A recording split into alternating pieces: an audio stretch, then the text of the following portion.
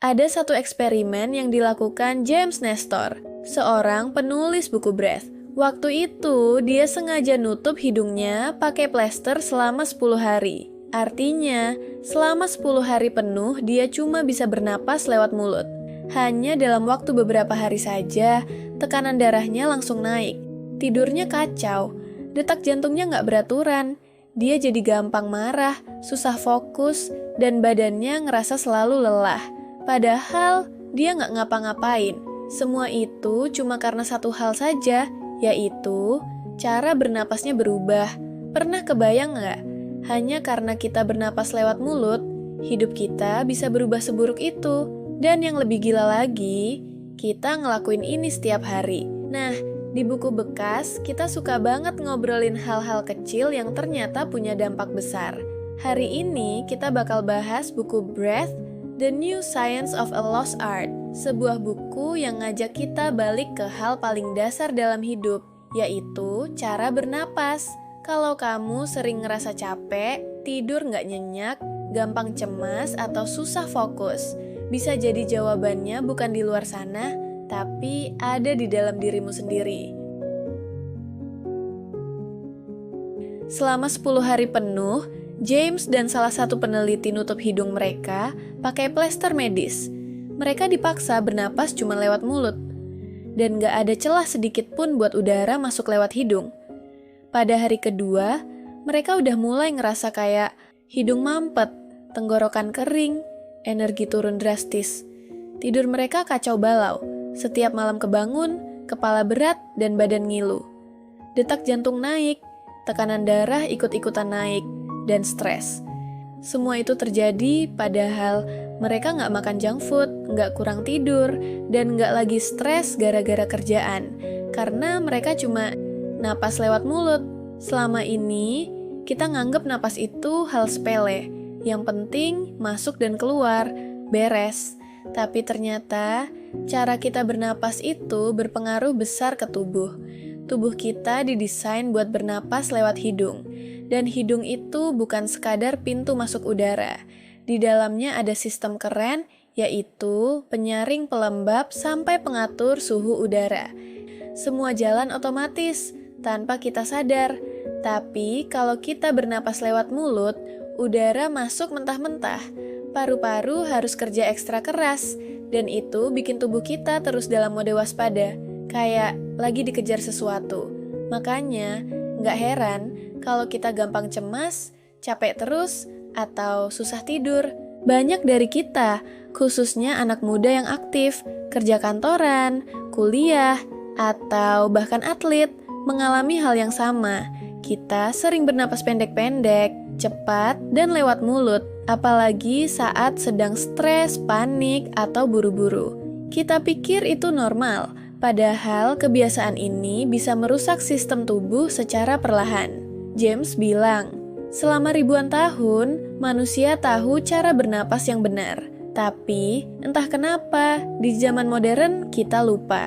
Buku ini bukan ngajarin kita hal baru, tapi mengajak kita buat mengingat lagi hal yang sebenarnya sudah kita punya sejak lahir.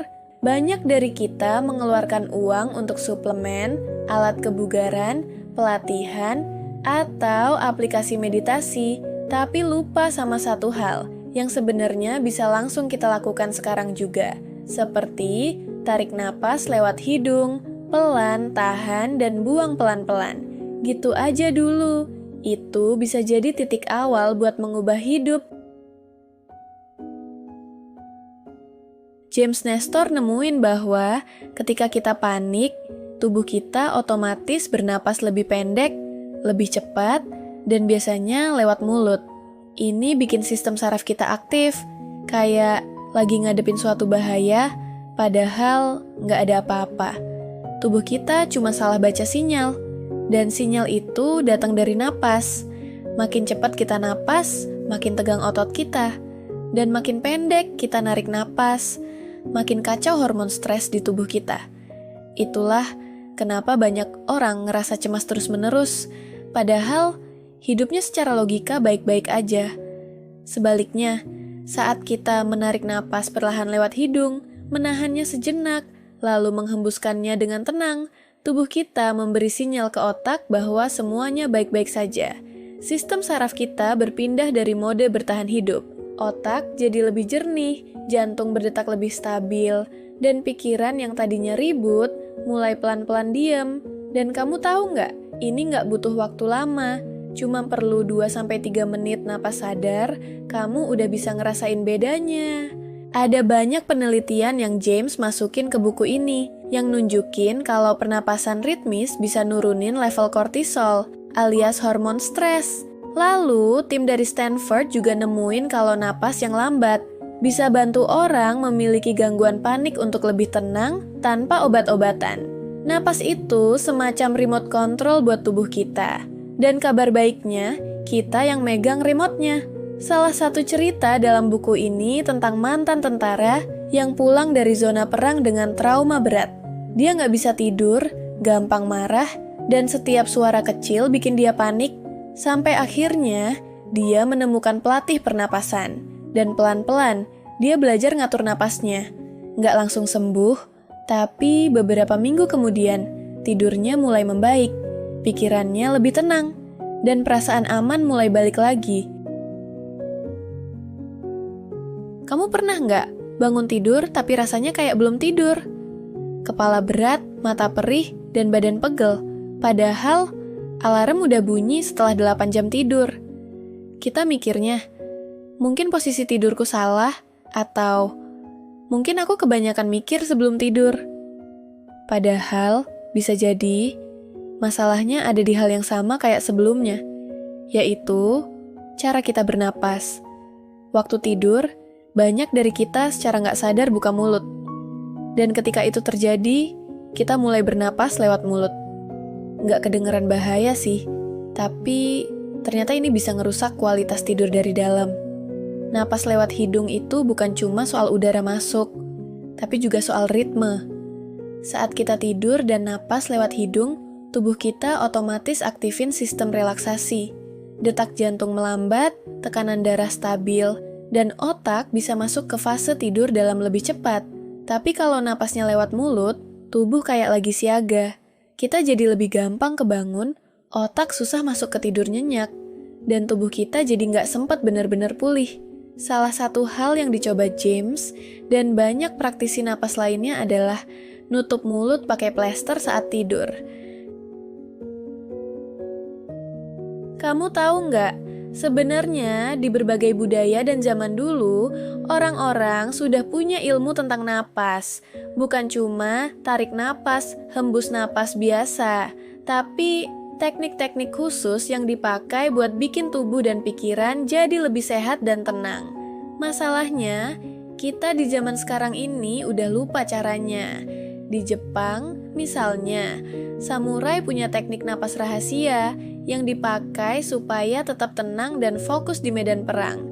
Tekniknya mirip napas perut yang dalam, di mana kamu tarik napas pelan-pelan, isi perut dengan udara, lalu hembuskan pelan. Dengan latihan rutin, mereka bisa mengendalikan detak jantung saat stres berat. Bayangin deh, di situasi paling menegangkan, mereka tetap bisa fokus dan gak panik, cuma karena paham cara bernapas yang benar. Gampang banget kalau mau coba. Caranya seperti 1. Cari tempat nyaman buat duduk atau berbaring. 2. Tarik napas pelan lewat hidung selama kira-kira 5 detik. Kayak kamu rasain udara masuk sampai ke perut, bukan cuma di dada. 3. Tahan sebentar. 4. Buang napas pelan lewat hidung juga selama 5 detik. 5. Ulangi selama 5-10 menit. Nggak ribet kan? Tapi manfaatnya bisa kerasa banget. Bukan cuma buat relaksasi, tapi juga ningkatin fokus dan energi kamu sehari-hari. Kenapa kita perlu ingat lagi teknik napas ini? Karena di dunia yang penuh tekanan, suara bising, dan informasi yang nggak ada habisnya, napas itu jadi jembatan yang bisa bawa kita balik ke diri sendiri. James Nestor, penulis buku ini, percaya kalau kita bisa sadar dan latihan napas, kita bisa memperbaiki banyak hal dalam hidup, mulai dari kecemasan, pola tidur, sampai performa kerja dan olahraga. Nah, Sekarang aku mau cerita beberapa kisah nyata dari orang-orang yang sukses memanfaatkan napas sebagai senjata rahasia mereka. Kamu pernah dengar freediving? Itu olahraga menyelam tanpa alat bantu napas. Nah, Stig Severinsen ini adalah legenda di dunia freediving. Dia bisa nahan napas sampai 22 menit. Bukan karena dia manusia super, tapi karena dia paham dan latih napasnya dengan teknik khusus selama bertahun-tahun. Stig bilang, dengan latihan napas yang benar, kita bisa memperbesar kapasitas paru-paru dan menenangkan sistem saraf. Ini bukan cuma soal fisik, tapi juga kontrol pikiran. Nggak cuma penyelam, atlet lari, pelari maraton, bahkan pesepeda profesional sekarang mulai sadar pentingnya latihan napas. Dengan teknik bernapas yang benar, mereka bisa meningkatkan stamina, mengurangi kelelahan, dan mempercepat pemulihan setelah latihan berat. Bahkan beberapa pelatih olahraga udah mulai mengintegrasikan latihan napas ke program latihan rutin atlet mereka. Bukan cuma atlet atau penyelam, banyak juga orang biasa yang cerita ke James tentang perubahan besar setelah sadar napas. Contohnya seorang wanita yang awalnya sering susah tidur dan stres kerjaan. Setelah rutin latihan napas yang diajarkan di buku ini, dia bisa tidur nyenyak, mood jadi stabil, dan kerjaannya jadi lebih fokus. Ada juga pria yang dulu gampang panik kalau harus presentasi. Setelah belajar mengatur napas, dia jadi lebih percaya diri dan tenang waktu tampil di depan banyak orang. Kunci utamanya bukan cuma tekniknya, tapi kesadaran dan konsistensi. Kamu nggak perlu jadi atlet atau penyelam profesional buat mulai.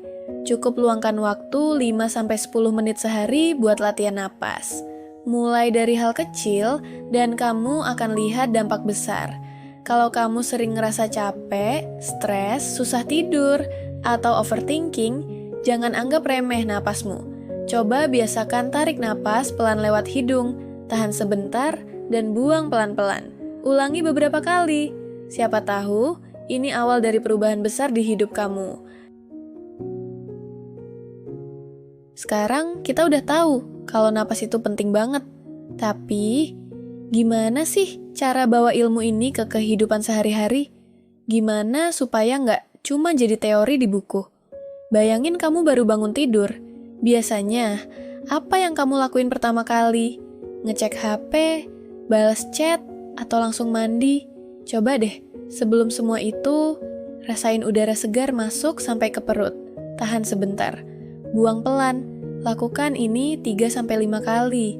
Biarin tubuh kamu sadar dan bilang, "Oke, aku siap buat hari ini." Napas pagi ini bisa jadi mood booster yang gratis dan gampang banget. Waktu kamu lagi kerja, terutama di depan laptop, kadang tanpa sadar napas, kita jadi pendek dan cepat. Coba deh, kamu berhenti sejenak, tarik napas lewat hidung selama 5 detik, tahan sebentar, lalu hembuskan pelan selama 5 detik. Lakukan ini setiap jam atau saat kamu mulai merasa stres. Napas ini bisa bantu otak kamu lebih fokus dan badan jadi nggak gampang lelah.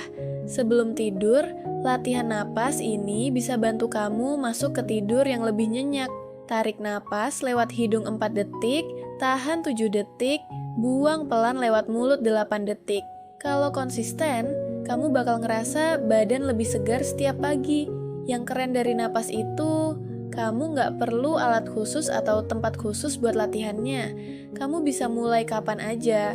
Misalkan, waktu lagi nunggu kopi, pas macet, saat meeting, atau saat kamu lagi suntuk di kamar. Buat aku pribadi, belajar sadar napas bikin hidup jadi lebih ringan.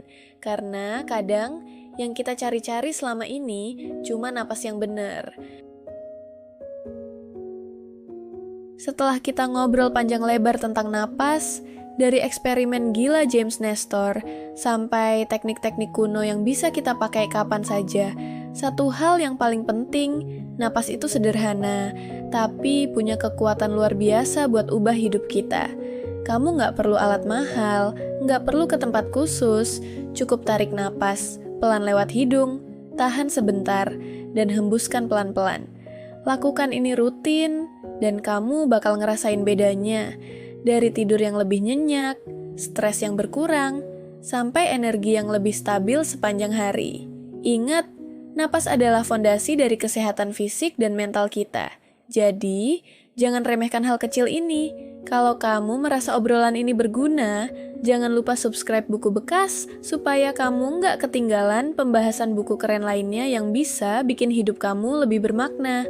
Dan kalau kamu mau baca langsung bukunya, aku sudah taruh linknya di deskripsi. Terima kasih sudah duduk bareng aku hari ini. Tarik napas yang dalam, dan sampai jumpa di video berikutnya.